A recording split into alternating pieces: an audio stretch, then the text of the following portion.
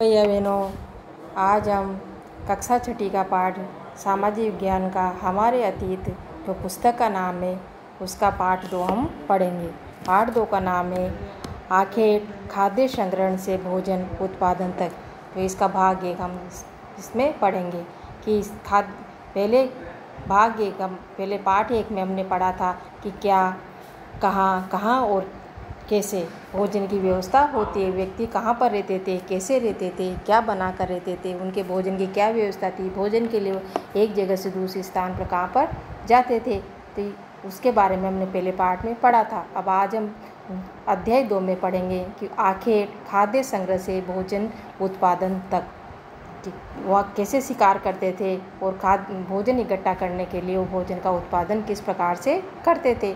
तो इसमें एक भैया की उस यात्रा से बताया गया है कि वो एक भैया है, उसका भैया का नाम है तुषार और वो रेल में यात्रा कर रहा है। और रेल में यात्रा करते हुए क्या देखता है और अपने पास में बैठे हुए अपने पिताजी से वो प्रश्न पूछता है। तुषार की रेल यात्रा। तुषार अपने एक रिश्तेदार की शादी में दिल्ली से चेन्नई जा रहा था। रेल में उसे खिड़की वाली सीट मिल गई जहाँ से वो बाहर का नज़ारा देखने में मगन हो गया। तेज़ दौड़ती गाड़ी से उसने देखा कि पेड़ पौधे घर खेत खलियान बड़ी तेज़ी से पीछे की ओर छूटते चले जा रहे थे। तभी उसके चाचा ने उसके कंधे पर हाथ रखकर कहा, पता है, लोगों ने मात्र 150 साल पहले रेल से यात्रा करनी शुरू की थी, बस तो इसके कुछ दशक बाद आई।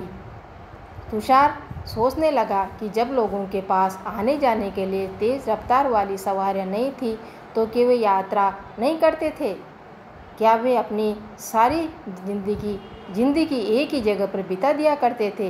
तो उसके चाचा कहते हैं कि नहीं, ऐसी बात नहीं थी। पहले भी व्यक्ति यात्रा करते थे, लेकिन वो पैदल यात्रा करते थे। अब इसमें आगे का पैराग्राफ है कि आरंभिक मानव जीवन कैसा था और आखिर में इधर उधर क्यों घूमते थे। हम उन लोगों के बारे में जानते हैं जो इस उपमहाद्वीप में 20 लाख साल पहले रहा करते थे। आज हम उन आखेटिक खाद्य संग्राहक के नाम से जानते हैं, क्योंकि वो भोजन इकट्ठा करने के नाम से उनको हम जानते हैं। शिकार करते थे और भोजन को इकट्ठा करते थे। भैया बहनों, भोजन का इंतजाम करने की विधि के आधार पर उन्हें इस नाम से पुकारा जाता है। आमतौर पर खाने के लिए वे जंगली जानवरों का शिकार करते थे, मछलियाँ और चिड़ियाँ पकड़ते थे, फल फूल दाने पौधे पत्तियाँ अंडे इकट्ठा किया करते थे। अब ये सब चीज़ें वो इकट्ठा क्यों करते थे? क्योंकि वो एक जगह पर रहते थे और उसी जगह पर जब उनका भोजन समाप्त हो जाता, जंगली जानवरों का शिकार करते हुए जब उनका भोजन समाप्त हो जाता तो वही एक जगह से दूसरी जगह पर चले जाते थे। आखिर खाद्य संग्राहक समुदाय के लोग एक जगह से दूसरी जगह पर घूमते रहते थे। ऐसा करने के उनके कई कारण थे। ऐसा वो किस कारण से करते थे भैया बहनों? इसका पहला कारण ये है कि अगर वे एक ही जगह पर ज़्यादा दिनों तक रहते तो आसपास के पौधों फलों और जानवरों को खाकर समाप्त कर देते थे, इसलिए और भोजन की तलाश में उन्हें दूसरी जगहों पर जाना पड़ता था। अब ये आपको समझ में आ गया होगा कि एक जगह पर ज़्यादा दिनों तक क्यों नहीं रह सकते थे? क्योंकि उनके आसपास जो पेड़ पौधे फल और जो जानवर रहते थे उनको तो खाकर समाप्त कर देते थे, और उन्हें जब उनका भोजन समाप्त हो जाता था तो भोजन की तलाश में दूसरी जगह पर उन्हें जाना पड़ता था। दूसरा कारण ये था कि जानवर अपने शिकार के लिए या फिर हिरण और मवेशी अपना चारा ढूंढने के लिए एक जगह से दूसरी जगह जाया करते थे, इसलिए इन जानवरों का शिकार करने वाले लोग भी इनके पीछे पीछे जाया करते होंगे। ये वो अपने भाई बता रहा है कि वो शिकार करने के लिए एक जगह से दूसरी जगह पर जाया करते थे। तीसरा कारण ये था कि पेड़ों और पौधों में फल फूल अलग अलग मौसम में आते हैं, इसलिए लोग उनकी तलाश में उपयुक्त मौसम के अनुसार अन्य इलाकों में घूमते होंगे। ये कल्पना के आधार पर वो बता रहा है कि तीसरा उनका कारण क्या रहा होगा कि वो जो पेड़ पौधे होते हैं वो मौसम के अनुसार ही उन पर फल फूल लगते हैं, इसलिए वो फल फूल लगने के कारण ही, उन मौसम के परिवर्तन होने के कारण ही वो इधर से उधर घूमते रहते होंगे। भैया बहनों, चौथा कारण यह था कि पानी के बिना भी किसी भी प्राणी या पेड़ पौधों का जीवन रहना संभव नहीं होता, और वो पानी झीलों झरनों तथा नदियों से ही मिलता है। यद्यपि कई नदियों और झीलों का पानी कभी नहीं सूखता, कुछ झीलों और नदियों में पानी बारिश के बाद ही मिल पाता है, इसलिए ऐसी झीलों और नदियों के किनारे बसे लोगों को सूखे मौसम में पानी की तलाश में इधर उधर जाना पड़ता होगा। इसका कारण ये था कि भैया बहनों उन्हें पानी के लिए भी पानी की तलाश में मौसम सूखे मौसम में उनको इधर उधर जाना पड़ता था। आरंभिक मानव के बारे में जानकारी कैसे मिलती है, यानी जो मनुष्य जो सबसे पहला था उसके बारे में जानकारी हम इसमें प्राप्त करेंगे, इसके बारे में हम इसमें पढ़ेंगे। पुरातत्वविदों की कुछ ऐसी वस्तुएं मिलती है जिसका निर्माण उपयोग आख्याटक खाद्य संग्रह किया करते थे। ये संभव है कि लोगों ने अपने काम के लिए पत्थरों, लकड़ियों और हड्डियों के औजार बनाए हों। इनमें से पत्थरों के औजार आज भी बचे हैं। जो भैया बहनों जो पुरानी चीज़ों को इकट्ठे करके जहाँ पर रखी जाती है वो पुरातत्व विभाग उसको कहते हैं, क्योंकि वहाँ पर पुरानी चीज़ों का संग्रह किया जाता है। और इनमें से कुछ औजारों का उपयोग फल फूल काटने, हड्डियों और मांस काटने तथा पेड़ों की छाल और जानवरों की खाल उतारने के लिए किया जाता था। कुछ के साथ हड्डियों और लकड़ियों के मुट्ठे लगाकर भाले और बाण जैसे हथियार बनाए जाते थे। कुछ औजारों से लकड़ियाँ काटी जाती थी। लकड़ियों का उपयोग ईंधन के साथ साथ झोपड़ियाँ और औजार बनाने के लिए भी किया जाता था। भैया बहनों जब उनको अपना शिकार कर लेते थे तो शिकार करने के बाद वो फल फूल खाने लग गए। हड्डियाँ और मांस, पेड़ों की छाल और जानवरों का खाल उतारने के लिए का काम करने लग गए, तो उन्होंने फिर आग जलाना शुरू कर दिया। आग जलाने के बाद वो भोजन को पका करके खाने लग गए। इसके बाद वो हथियार भी बनाने लग गए और हथियार लकड़ियों को काटने के लिए जब उन्होंने हथियार बनाए तो जैसे औजार बनाना शुरू किया तो उनके पीछे वो किसका लगाते थे, लकड़ी का ही इस्तेमाल करते थे औजार बनाने के लिए। जैसा कि आपको चित्र में दिखाई दे रहा है भैया बहनों, जो आपको चित्र है उसमें पत्थर के औजारों का उपयोग बाएं इंसान के खाने योग्य जड़ों को खोदने के लिए किया जाता था। जानवरों की खाल से बने वस्त्रों को सिलने के लिए भी किया जाता था। जब वो जानवरों को मारते थे और उनकी खाल को सिलने के लिए भी किसका प्रयोग किया जाता था, वो इसके लिए भी वो उनका प्रयोग किया जाता था, धाए का प्रयोग। इसमें जो चित्र में आपको दिखाई दे रहा है कि अब उसको रहने की जगह निर्धारण करना। भैया बहनों उनके जगह निर्धारण, वो कौन सी जगह पर रहना पसंद करते थे, इसलिए उनके रहने की जगह निर्धारित करते थे। ये मानचित्र 2 में आपको दिखाई दे रहा है। ये मानचित्र 2 को देखिए। लाल त्रिकोण वाले स्थान वे पूरा स्थल है जहाँ पर आख्याटक खाद्य संग्रह को होने के प्रमाण मिले हैं।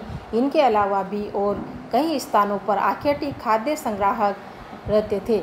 मानचित्र में सिर्फ कुछ गिने चुने स्थान ही चिन्हित किए गए हैं। कहीं पूरा स्थल नदियों और झीलों के किनारे पाए गए हैं। कोई सी जो बहुत पुरानी जगह होती है वहाँ पर भी कई जगह पर ये स्थान मिले हैं। नदियों के किनारे पर भी ये स्थान मिले हैं, किनारों पर भी ये पाए जाते हैं, क्योंकि वो नदियों के किनारों पर ही बसते थे, क्योंकि नदियों के किनारों पर नमी रहती है और वहाँ पर पानी भी आसानी से मिल जाता है। क्योंकि पत्थर के उपकरण बहुत महत्वपूर्ण थे, इसलिए लोग ऐसी जगह पर ढूंढते रहते थे जहाँ अच्छे पत्थर मिल सके। अब इसमें आपको भीमबेटका का आधुनिक मध्य प्रदेश पूरा स्थल पर गुफाएं और कंदराएं मिली। लोग इन गुफाओं में इसलिए रहते थे क्योंकि यहाँ उन्हें बारिश, धूप और हवाओं से राहत मिलती थी। ये गुफाएं नर्मदा घाटी के पास है। हम बता सकते हैं कि लोगों ने ये जगह क्यों चुनी हुई। भैया बहनों आप बता सकते हो कि क्यों लोगों ने ये जगह क्यों चुनी हुई। क्योंकि वो गुफाओं में इसलिए रहते थे ताकि उनको वहाँ पर बारिश से, धूप से भी बचाव हो सके और वो उनके आसानी से वहाँ पर रह सके। चूँकि शैल चित्रकला, इससे हमें क्या पता चलता है, शैल चित्रकला का मतलब जो पत्थर पर बना हुआ चित्र रहता है। जिन गुफाओं में लोग रहते थे उनमें से कुछ की दीवारों पर चित्र मिले हैं। इनमें से कुछ सुंदर उदाहरण मध्य प्रदेश और दक्षिणी उत्तर प्रदेश की गुफाओं से मिले चित्र हैं। इनमें जंगली जानवरों का बड़ी कुशलता से सजीव चित्रण किया गया है। ये चित्र आपको भैया बहनों दिखाई दे रहा है। इस चित्र में आप देख सकते हैं कि ये कैसा चित्र है। पूरा स्थल इसमें पुरानी चीज़ों का बना हुआ है, पहाड़ जैसा बना हुआ है, इसका ये चित्र आपको दिखाई दे रहा है। इसके बाद है आपका पूरा स्थल। पूरा स्थल किसे कहते हैं? पूरा स्थल उस स्थान को कहते हैं जहाँ औजार, बर्तन और इमारतों जैसी वस्तुओं के अवशेष मिलते हैं। ऐसी वस्तुओं का निर्माण लोगों ने अपने काम के लिए किया था और बाद में वे उन्हें वहीं पर छोड़ गए। ये ज़मीन के ऊपर अंदर, कभी कभी समुद्र और नदी के तल में भी पाए जाते हैं। इन पुरा स्थलों के बारे में आपको हम अगले अध्याय में बताएंगे कि पुरा स्थल में जो चीज़ें मिली है वो नदी या समुद्र के तल में भी बहुत सी ऐसी चीज़ें मिलती है। आग की खोज, इसके बाद उन्होंने किसकी खोज की? आग की। आग कैसे बनाई? मानचित्र 2 में कुरनूल यहाँ राख के अवशेष भी मिले हैं। इसका मतलब यह था कि आरंभी लोग आग जलाना सीख गए थे। आग का इस्तेमाल कई कार्यों के लिए किया गया होगा, जैसे कि प्रकाश के लिए, मांस भूनने के लिए और ख़तरनाक जानवरों को दूर आदि भगाने के लिए भी किया जाता है। भैया बहनों, जब उन्होंने एक पत्थर को लेकर के दूसरे पत्थर पर रगड़ा तो उसमें से उसको आग उत्पन्न हुई, तो उन्होंने उससे आग जलाना भी सीख लिया। जब उन्होंने आग जलाना सीख लिया तो जो कच्चा मांस खाते थे उसको पकाना उन्होंने शुरू कर दिया। और आग जलाने से जो जंगली जानवर होते हैं, शेर, चीता, भालू, ये जानवर भी उनके पास नहीं आ सकते थे। आज हम आग का उपयोग किस लिए करते हैं? ये आपको एक सारणी इसके बारे में मैं बता रही हूँ, उनमें नाम और तिथियाँ लिखी हुई है। हम जिस काल के बारे में पढ़ रहे हैं, पुरातत्वविदों ने उनके बड़े बड़े नाम रखे हैं। आरंभिक काल को वे पूरा पाषाण काल कहते हैं, क्योंकि यानी वो पत्थरों से बना हुआ था, पाषाण से बना हुआ था। ये दो शब्दों पुरा यानी प्राचीन और पाषाण यानी पत्थर से बना। ये नाम पुरा स्थलों से प्राप्त पत्थर के औजारों के महत्व को बताता है। पुरा पाषाण काल 20 लाख साल पहले से 12,000 साल पहले के दौरान माना जाता है। इस काल को भी 3 भागों में विभाजित किया गया है: आरंभिक काल, मध्य काल एवं उत्तर पूरा पाषाण युग। मानव इतिहास की लगभग 99% कहानी इसी काल के दौरान घटित हुई है। जिस काल में हम पर्यावरणीय बदलाव मिलते हैं उसे मेसोलिथ यानी मध्य पाषाण युग कहते हैं। मध्य पाषाण युग किसे कहते हैं? जिस काल में हमें पर्यावरण में बदलाव मिलते हैं उसको हम मध्य पाषाण युग भी कहते हैं। इसका समय लगभग 12,000 साल पहले से लेकर 10,000 साल पहले तक माना जाता है। इस काल के पाषाण आमतौर पर बहुत छोटे होते थे। इन्हें माइक्रोलिथ यानी लघु पाषाण कहा जाता है। प्राय इन औजारों में हड्डियों या लकड़ियों के मुट्ठे लगे हंसिया और आरी जैसे औजार मिलते थे, जिसको हम लकड़ी कुल्हाड़ी कहते हैं। और काटने के लिए जो औजार काम में आते हैं उनमें क्या लगाए जाते थे? वो जो डंडे लगाए जाते थे, हंसिया, ऐसे औजार हमको वहाँ पर प्राप्त हुए थे। साथ साथ पूरा पाषाण युग वाले औजार भी इस दौरान बनाए जाते रहे हैं। अगले युग की शुरुआत 10,000 साल पहले से होती है। इसे नवपाषाण युग कहा जाता है। नवपाषाण युग का मतलब क्या मतलब होता होगा? हमने कुछ स्थानों के नाम दिए। अगले अध्याय में वैसे अनेक नाम मिलेंगे जिनसे अक्सर हमें पुराने स्थानों के लिए उन नामों का प्रयोग करते हैं जो आज प्रचलित थे, क्योंकि हमें ये ज्ञात नहीं कि उस काल में उनके क्या नाम रहे होंगे, क्या नाम रहे होंगे। इसके बारे में हमें इसमें आगे पढ़ेंगे कि किस प्रकार वो अपने प्रयोग करते थे। अब इसमें बदलती जलवायु, लगभग 12,000 साल पहले दुनिया की जलवायु में बड़े बदलाव आए और गर्मी बढ़ने लगी। इसके परिणाम स्वरूप कई क्षेत्रों में घास वाले मैदान बनने लगे। इससे हिरण, बारहसिंगा, भेड़, बकरी और गाय जैसे उन जानवरों की संख्या बढ़ी जो घास खाकर जिंदा रह सकते थे। भैया बहनों, जब इनमें हरी घास उत्पन्न होने लग गई तो वहाँ पर बहुत से जो जानवर थे वो भी घास खा कर के जिंदा रह सके, इसलिए वो घास खाते थे। कौन कौन से जानवर थे? हिरण, बारहसिंगा, भेड़, बकरी और गाय। ऐसे वो जानवर थे जो इनकी संख्या वह जंगलों में बढ़ने लग गई, क्योंकि वो घास खाकर जिंदा रह सकते थे। भैया बहनों, जो लोग इन जानवरों का शिकार करते थे वे भी इनके पीछे आए और इनके खाने पीने की आदतों का, प्रजनन के समय की जानकारी हासिल करने लगे। हो सकता है कि तब लोग इन जानवरों को पकड़कर अपनी ज़रूरत के अनुसार पालने की बात सोचने लगे हो। साथ ही इसी काल में मछली भी भोजन का महत्वपूर्ण स्रोत बन गई। इसके बाद उन्होंने जब इन जानवरों को पालना शुरू कर दिया तो उनसे क्या करने लगे? वो खेती और पशुपालन की शुरुआत उन्होंने शुरू कर दी। तो इसमें आगे पढ़ेंगे कि खेती और पशुपालन की शुरुआत इस प्रकार से करी। इस दौरान उपमहाद्वीप में भिन्न भिन्न इलाकों में गेहूँ, जौ और धान जैसी अनाज प्राकृतिक रूप से उगने लगे थे। शायद महिलाओं और पुरुषों और बच्चों ने इन अनाजों को भोजन के लिए बटोरना शुरू कर दिया होगा। साथ ही वे ये भी सीखने लग गए होंगे कि अनाज कहाँ उगते थे और कब पककर तैयार होते थे। ऐसा करते करते लोगों ने इन अनाजों को खूब पैदा करना सीख लिया होगा। इस प्रकार धीरे धीरे वे कृषक बन गए होंगे।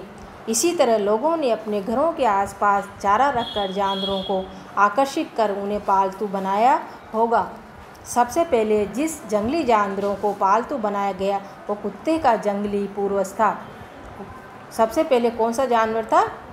बताते हैं कि वो कुत्ते का ही जंगली कोई उनका पूर्वज था। धीरे धीरे लोग भेड़, बकरी, गाय और सूअर जैसे जानवरों को अपने घरों के नज़दीक आने को उत्साहित करने लगे। ऐसे जानवर झुंड में रहते थे और ज़्यादातर घास खाते थे।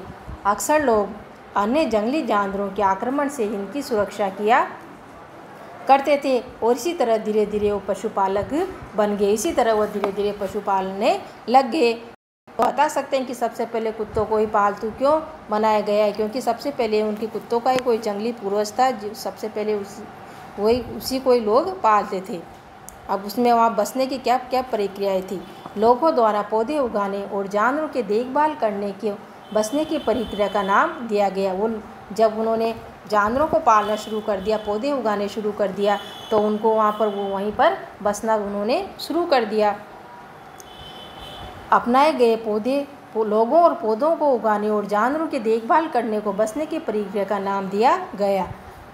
अपनाए गए ये पौधे तथा जानवर अक्सर जंगली पौधों तथा जानवरों से भिन्न होते हैं। इन्हीं की वजह यह है कि बसने की प्रक्रिया की दिशा में अपनाए गए पौधों या जानवरों का लोग चयन करते हैं। उदाहरण के तौर पर हम लोग उन्हीं पौधों तथा जानवरों का चयन करते हैं जिनके बीमार होने की संभावना कम हो।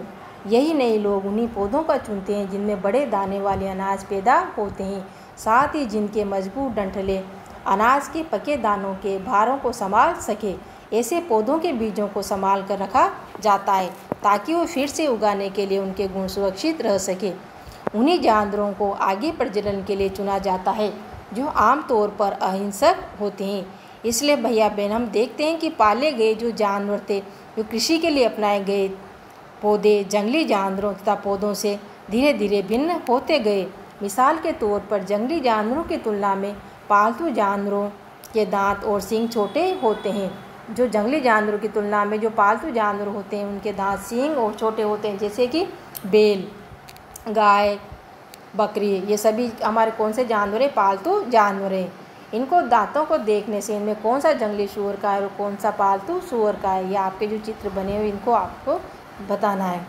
बसने की प्रक्रिया पूरी दुनिया में धीरे धीरे चलती रही। यह करीब 12,000 साल पहले शुरू हुई।